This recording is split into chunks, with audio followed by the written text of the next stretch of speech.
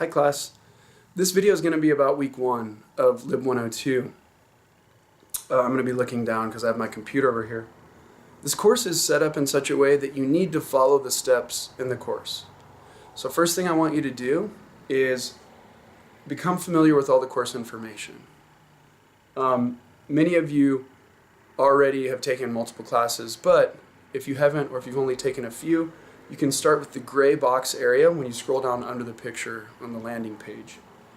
There you'll find the course syllabus, the required resources, recommended resources, course grading, and other things. Alright, so right to the right of that is week 1. Now what I want you to do is click down through the resources from top to bottom. So week 1 is in purple on the right. So first, click on the overview. So, as I mentioned, John has done a great job of providing really excellent introductory videos. So off to the right, you'll see that this week is called Humanism and Scientism. Off to the right, you'll see a video that says Welcome to Week 1. Make sure that you watch all of the weekly introductory videos first thing, before you do anything else. If you look back to the left, you'll see an Excel box that lists off the items for the week. So this week you have to post your introduction, you have one discussion, you have one self-check, which is a quiz that's ungraded, but it's very important that you do these quizzes because it relates directly to the final quiz, which will be a graded item. So these are all quizzes that lead up to this final exam quiz, and they all relate to the readings for the weeks and the things that you need to know. So make sure that you do the self-check quizzes. And then finally, you'll have a week 1 journal. You'll have a journal every week. So this week, your week 1 discussion is worth 5 points, and your journal is worth 10. Underneath that, you'll see the learning outcomes for the week. There are 2 learning outcomes. And then an introduction. Please read the introduction. So first, watch the video, take a look at the box that has the list of items, and then read the introduction. The introduction is fairly short. Off to the side, you'll see a lot of written text, but that's the transcript for the video. So if you can't watch the video, you can see the whole transcript to the right. You can download that, you can copy it, put it in a Word document, and print it off. Alright, but if you scroll down after reading the introduction, you'll see a little button that says Next. That will take you to the next page. You can also get to the resources page by going back to the landing page and then clicking on Resources, which is the second item down. Alright, so be sure to read what it says under the resources. Don't just scroll down to the resources. Engage every aspect of the course. Here, we explain how to approach the readings for the week. We explain about Descartes and about the emergence of science during the modern period. There's a section on citing sources. So there are multiple sources in this class that you'll need to cite. And sometimes they're difficult to cite because they are texts that come from a different time period. So this shows you how to cite those texts. And also we'll be reading Hamlet by Shakespeare in this class. So it shows you how to cite lines from Shakespeare. For example, you put a dash between lines. That way you don't. That way you can write like a complete all the way across the margins of the page.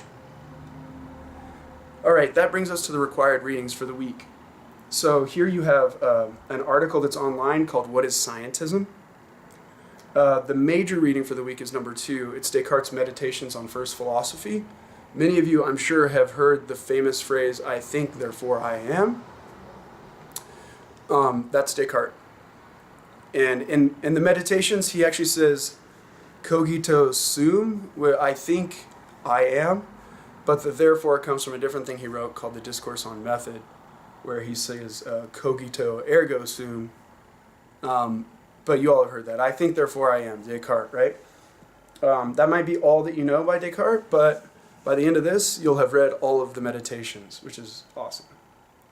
And then finally, there's an article online that's listed here called Science Has Limits. A few things that science can't do. One important note is there is no textbook in this class. All the required readings are free, and they are here. You could also order the readings if you want. I don't have my book near me, but I have the complete works, or most of the works of Descartes translated into English. But I like to use the printed versions. I like to have books, but you don't necessarily have to do that. Everything is here as well. So there's also a required multimedia component. The multimedia components are really interesting in this class, so make sure you watch those. Multimedia, basically, it says multimedia, but they're pretty much all videos. So you can just engage the videos. And then we're also going to be, there's also a recording of Tristan and Isolde Wagner's opera that's going to be coming up, I think, in week 4. So those things will be under the multimedia components. Under the required resources, there are the recommended resources. So for those of you who are my real go-getters, those of you who really want to learn and care about that deep knowledge and understanding more, make sure that you check out the recommended resources as well, as they offer a lot of things that will help you process and develop that deep form of learning. Now that you've made it to the bottom of the resources page, if you click Next, it will take you to your introduction. The introduction for the week, let me just take a minute here.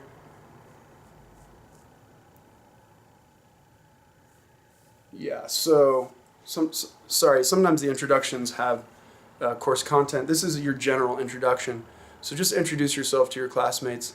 It's always great if you can upload a picture to your profile, and then that way we can see each other. The other cool thing, I don't know if you've ever used it, but is in Canvas you can actually make videos, and I'm going to encourage all of you to make videos and discussions if you feel comfortable doing so. I'll show you how to do that in another video. It's pretty easy. When you open up the dialog box to reply to the discussions, there's a tiny little box with a little play button on it. If you click that button and then click allow, when the other little dialog box pops up, you'll be taken into, basically it'll use your webcam on your computer. I'm going to be replying a lot in video, so because that's the way I run my class. I want you to see me. I can say way much more to you in 3 or 4 minutes than I can write. And also, I just like the humanity. I like to talk to people. I don't like to just type. So if you want to use video too, please do. Okay, so introduction's pretty simple. I'm going to be posting a discussion question in the discussion. Now the discussions are a little bit different. In this class, there's no initial post due. That being said, the discussion will be one question, and usually it's a very general question. What I want you to do is to actually discuss with each other. The requirements in the discussion are to post on 4 separate days, at least 800 words. So you might have a post that's 400 words. Maybe you really like something, or something really connects with you. And then you reply to 3 classmates with 100 words or 150 words each. There's no requirement per post. What we want you to do is discuss with each other. Have a true discussion. So the best way to think of it is, if somebody replies to you, reply to them back. If something interests you, throw it out there. If I reply to you, reply back to me. Don't be intimidated by me. I just want you to do well, and I want you to grow and develop. So feel free to make mistakes with me. I'm going to make mistakes too. We all are going to make mistakes. So don't get overwhelmed if I reply to you. If I reply to you and something connects, or you want to reply to something, let me know by either writing back to me or creating a video, and I'll do my best to reply to you as quickly as possible so that we can keep that going. So again, the discussions are post on 4 separate days, a minimum total of 800 words. Now, if you can't post on 4 separate days because you're in the military or because you have some very specific reason, feel free to reach out to me and we can figure out a way to do this. But one thing that's not going to happen is you're not going to make one post on Thursday night and then make the rest of your posts on Monday. That's not a real discussion. We want the posts to be happening early on so that everybody can engage and everybody can really get that discussion going, so it's not just an exercise in futility. Alright, I'm going to stop this video there. I'm going to do a separate video for the journal assignment for the week because already we're getting on a little bit on the long end, but I hope that helps. And so the next video is going to be an explanation of the journal activity.